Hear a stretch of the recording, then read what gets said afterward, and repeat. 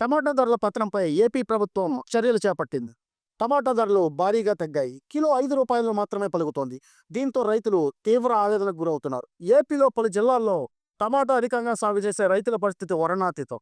ప్రస్తుతం పలు చోట్ల కొందరు ట్రేలతో వాటిని విక్రయిస్తున్నారు. 25 నుంచి 35 కేజీల టమాటాను రూ. 100కి విక్రయిస్తున్నా ఎవరూ కొనడం లేదని రైతులు వాపోతున్నారు. మొత్తంగా ఎంతో కష్టపడి పండించిన టమాటాను పొలాల్లో వదిలేయలేక, గిట్టుబాటు ధర పొందలేక అన్నదాతలు నానా అవస్థలు పడుతున్నారు. ఏపీ ప్రభుత్వం మార్కెటింగ్ శాఖ ఆధ్వర్యంలో టమాటా కొనుగోళ్లకు ఆదేశాలు జారీ చేసింది. రైతుల దగ్గర నేటి నుండి టమాటా కొనుగోలు చేసి రైతు బజారులో విక్రయించేలా చర్యలు తీసుకోవాలని మంత్రి అచ్చెన్నాయుడు ఆదేశాలు జారీ చేశారు.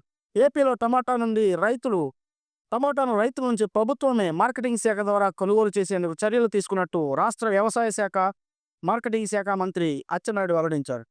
నేటి నుండి మంత్రి అచ్చెన్నాయుడు మార్కెటింగ్ డైరెక్టర్ విజయ్ సునీత, సంబంధిత జిల్లా జాయింట్ కలెక్టర్లతో టెలికాన్ఫరెన్స్ నిర్వహించారు.